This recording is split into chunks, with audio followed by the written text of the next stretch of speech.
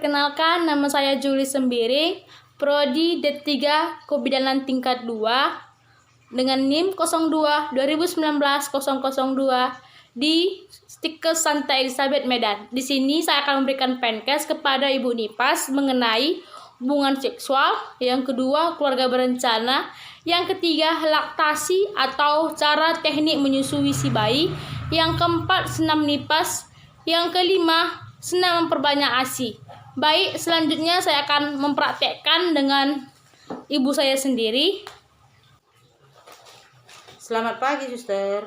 Selamat pagi, Bu. Silahkan duduk, Bu. Ada apa, Ibu? Saya mau nanya, saya udah 2 minggu melahirkan, Suster.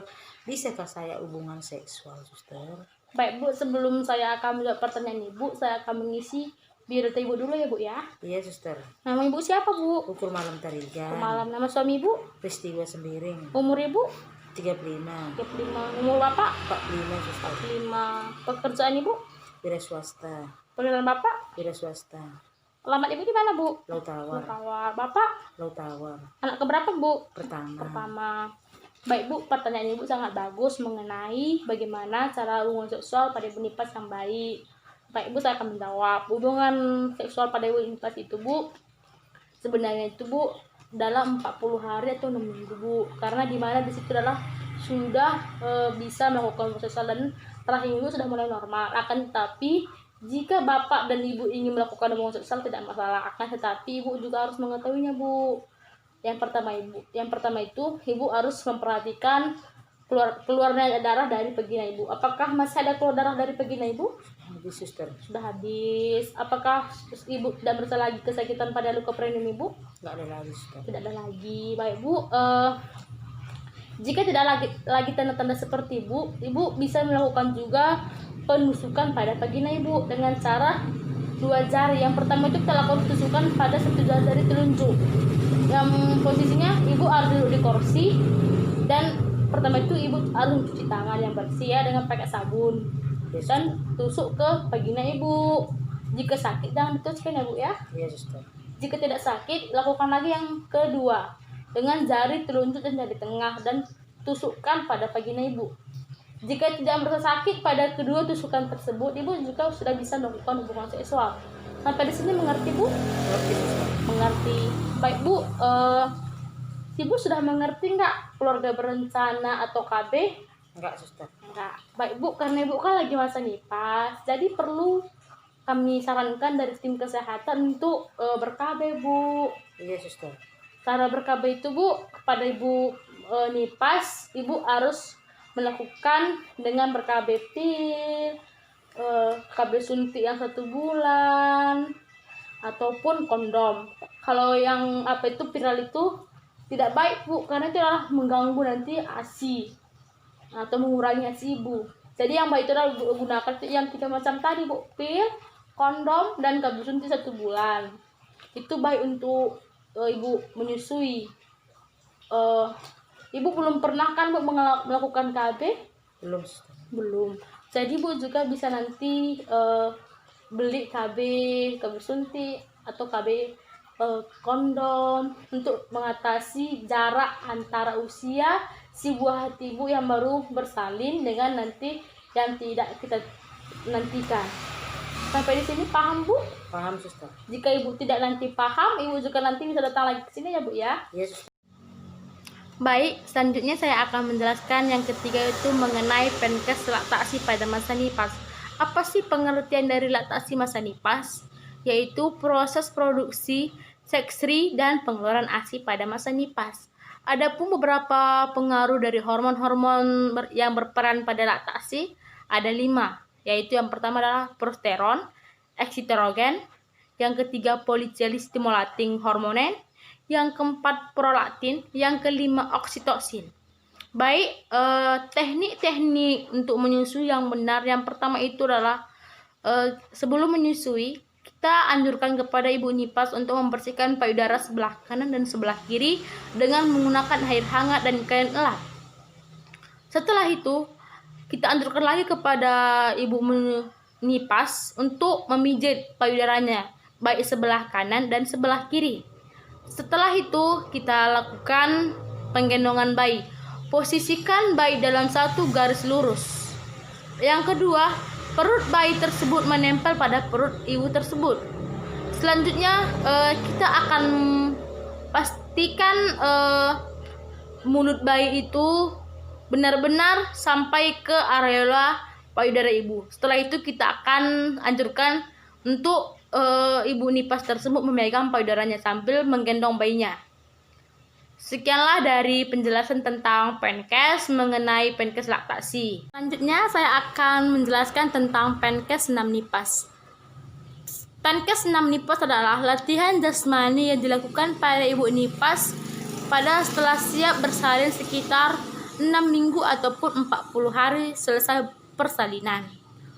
Adapun fungsi untuk senam nipas ini adalah untuk mengembalikan kondisi pemulihan pada ibu tersebut dan memperbaiki tegangan pada otot-otot saat kehamilan. Adapun manfaat-manfaat untuk senam nipas ini adalah yang pertama adalah membantu menurunkan berat badan, yang kedua untuk mengurangi rasa stres, yang ketiga untuk membuat ibu tidur lebih nyenyak, yang keempat meningkatkan kadar hormon endorfin, yang kelima untuk mengencangkan vagina ibu tersebut. Baik, sekianlah dari pengertian tentang senam nipas dan manfaatnya. Selanjutnya saya akan menjelaskan tentang senam memperbanyak ASI. Bagaimana sih cara memperbanyak ASI? Cara memperbanyak ASI yang harus kita ketahui yang pertama adalah pola makanan kita dan pola istirahat kita. Pola makanan pada masa ibu nipas atau masa menyusui harus lebih banyak dibandingkan pada masa kehamilan, karena dimana pada masa nipas ibu lebih banyak untuk mengeluarkan energi, apalagi mengeluarkan ASI. Oleh karena itu kita sebagai tim medis untuk menganjurkan pada ibu nipas untuk makan pagi itu jam 7, makan siang itu jam 1 atau jam 12, makan sore jam 5 sore atau jam 6 sore. Dan setelah itu kita anjurkan lagi kepada ibu nipas untuk mengonsumsi susu. Dan jangan lupa untuk memakan sayur-sayuran seperti sayur bayam, kangkung, dan lain-lain. Dan jangan lupa juga untuk mengonsumsi buah-buahan seperti buah anggur, apel, stroberi, pir, pisang, dan lain-lain sebagai berikutnya. Itulah memenuhi kebutuhan pada ibu tersebut dan memenuhi juga nutrisi pada ASI tersebut. Selanjutnya juga ibu juga harus mengetahui pola tidur yang baik. Pola tidur yang baik pada masa nipas itu adalah 8 jam atau 9 jam per hari. Dan ada juga pola istirahat pada siang. Pada siang hari ibu juga harus memiliki pola tidurnya 2 jam. Kalau ibu tidak bisa tidur siang, akan tetapi tidur malam ibu itu lebih diperbanyakkan. Akan tetapi kalau tidak bisa untuk tidur malam dilamakan, ibu harus mengonsumsi lebih banyak kalori atau lemak atau proteinnya. Dan jangan lupa ibu juga harus mengonsumsi vitamin A atau vitamin C untuk membantu nutrisi ibu, untuk ASI ibu lebih lancar lagi. Jadi kalau memperbanyak ASI itu adalah itu ketergantungan dari pola makan, ketergantungan juga dari pola istirahat kita. Jadi yang kedua itu ibu nipas harus mematuhinya. Dan jangan lupa ibu nipas itu setiap makan harus memakan buah-buahan dan sayur, karena itulah membantu untuk menambah nutrisi sang ibu. Dan jangan lupa ibu nipas mengatur jadwal makan yang baik dan mengatur menyusui bayinya agar selalu terpenuhi gizi sang bayi. Oleh sebab itu juga sang ibu juga harus menjauhi makan makanan yang tidak baik atau sembarangan seperti micin. Jauhilah seperti itu. Lebih baik ibu memakan buah-buahan, minum susu dibandingkan makan yang tidak berguna seperti Indomie. Itu tidak baik untuk ibu menyusui. Itu bisa nanti mengakibatkan pada nutrisi ASI ibu, bisa nanti sang kekasih ibu atau sebuah hati ibu bisa nanti akan mengakibatkan nanti dikatakan moonman ataupun nanti dia BAB tidak bisa.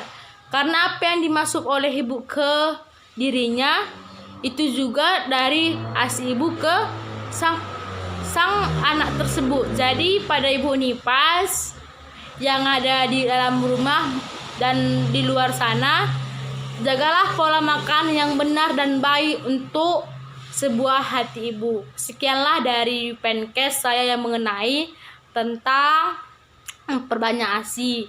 Jika ada kata-kata yang salah dari saya ucapkan, saya minta maaf.